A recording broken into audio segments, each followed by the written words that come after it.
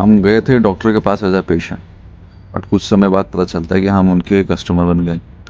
Customer doctor के भी बने, केमिस्ट के भी बने, जो कि हम कोशिश कर रहे थे कि एक ही बार में निपट जाए, बट एक ही बार में कैसे निपटे। कोर्स होते हैं जी।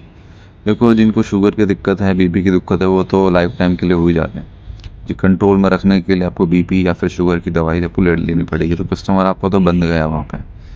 अच्छा, दूसरा ये होता है कि जब डिजीज़ के लेके जाते हैं कि वो एक आपको सीधा पहले पिल्स पे डालेंगे। ठीक है, आप मेडिसिन खा के देंगे, फिर आप कुछ दिन बाद बताएं कैसा महसूस हो रहा है ना। ठीक हुआ तो ठीक है, नहीं तो वापस नहीं आने पड़े, वरना फिर आप वापस जाओगे। तो एक लूप क्रिएट हो जाता है। मेडिसिन आप यूज़ ही कर रहे हो। अक्सर जो डिजीज़ आते हैं, जैसे कि आपकी जो नॉर्मल आजकल डेट में चल रहे हैं, देखो बाकी हैवी डिजीज़ अलग है, क्रॉनिक डिजीज़ उनका तो हम मैटर अलग है। लेकिन जो एलोपैथी को हम यूज़ करना चाहिए एज ए इमरजेंसी के लिए, बट हम उसको यूज़ करना बिल्कुल ही डेली लाइफ में, जैसे कि नॉर्मल आंवला या नींबू टाइप हो। उससे दिक्कत क्या आती है कि ज़्यादा पिल्स भी हमारी बॉडी के लिए हानिकारक है, क्योंकि कोई भी पिल्स आपके बेफिक्र ऐसी खाते रहोगे तो फायदेमंद नहीं करती, कुछ ना कुछ नुकसान करती हैं।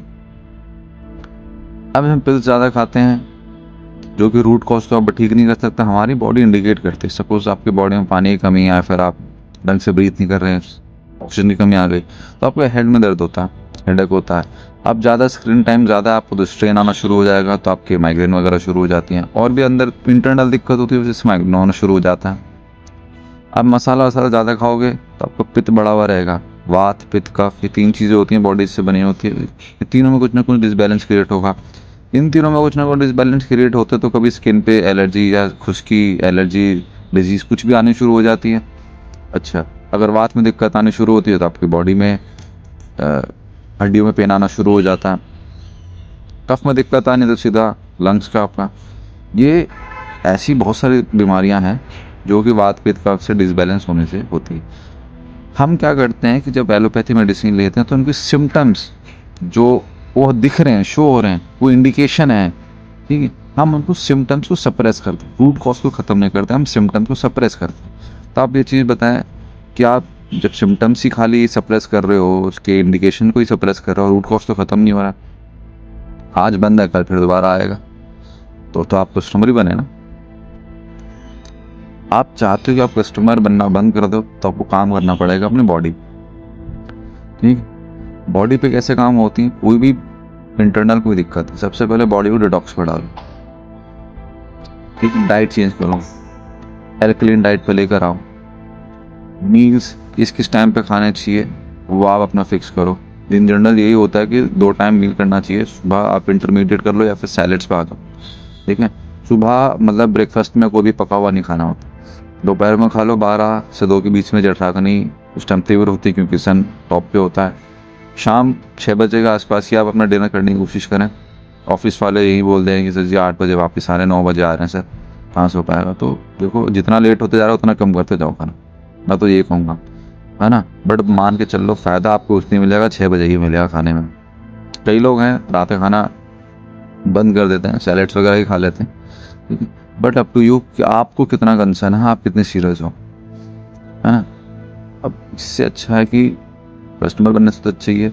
जो मेनली रूट कॉज आपके डिजीज़ के होते हैं ना, 90%, 85% जो होते हैं वो होते हैं लाइफस्टाइल। लाइफस्टाइल हो गया, गलत रहन सहन हो गया, ठीक है, और बॉडी मूवमेंट ना के बराबर। ऑफिस में बैठे हुए हैं, जा रहे हैं, बैठे हुए हैं, घर में आए हैं, खा के बैठे हुए हैं, तरीके अलग अलग हैं। ऑफिस में आप काम कर रहे हैं, वैसे आप ट्रेवल कर रहे हैं, नाम अलग अलग चीज़ें हैं। घर पे आप आराम कर रहे हैं, आराम के नाम पे भी बैठ ही रहे हैं, ट्रैवल के नाम पे भी ही बैठे हुए हैं, और ऑफिस में काम के नाम पे भी बैठे हुए हैं। तो बैठना एक सीटिंग, मैंने इससे पहले भी एक वीडियो बना रखी है, वो भी आप चेकआउट कर सकते हैं। तो ये चीज़ें दिक्कत आपके आना शुरू हो जाती हैं, फिर आप कुछ नहीं करते, पिल्स लेते हो, आप रूट कॉज ख़त्म नहीं कर सकते। रूट कॉज आपका सीटिंग है। इसको काउंटर करने के लिए आपको एक्सरसाइज करनी पड़ती है।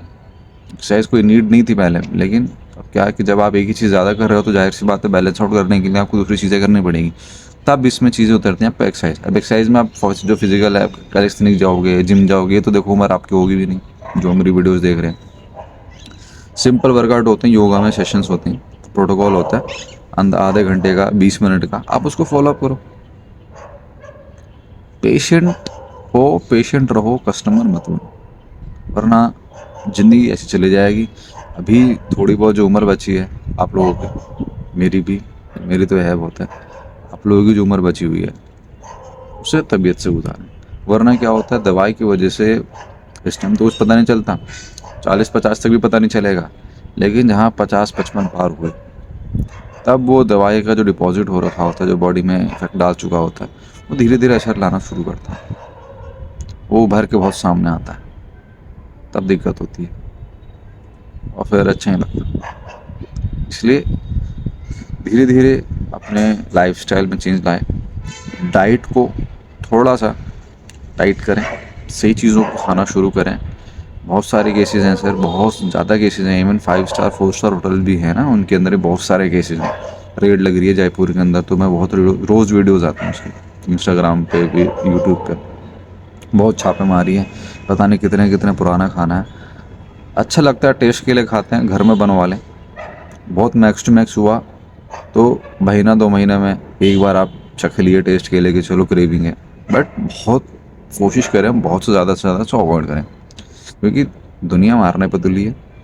आप कोई भी चीज़ बाहर ले लो सर, जो सब्जियां भी आ रही हैं उसके अंदर भी मैं वीडियो बना चुका हूँ, जो सब्जी भी आ रही है वो भी आपकी शुद्ध नहीं है, तो कम से कम जिसे बचा नहीं जा सकता वो तो चलो आप कंज्यूम करें, बट जिससे बच सकते हैं वो तो बचें। तो इसलिए कोशिश करें, योगासन, ये सब, प्राणायाम, मेडिटेशन, ये सब चीज़ें शुरू करें, और ये वीडियोस को ज़्यादा से ज़्यादा फॉलो करें, शेयर करें और अपने लोगों को बताएं।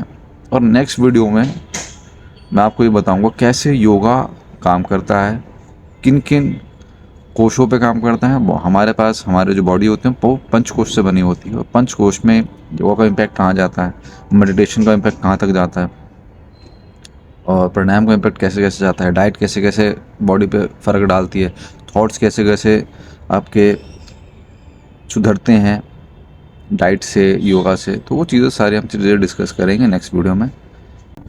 धन्यवाद।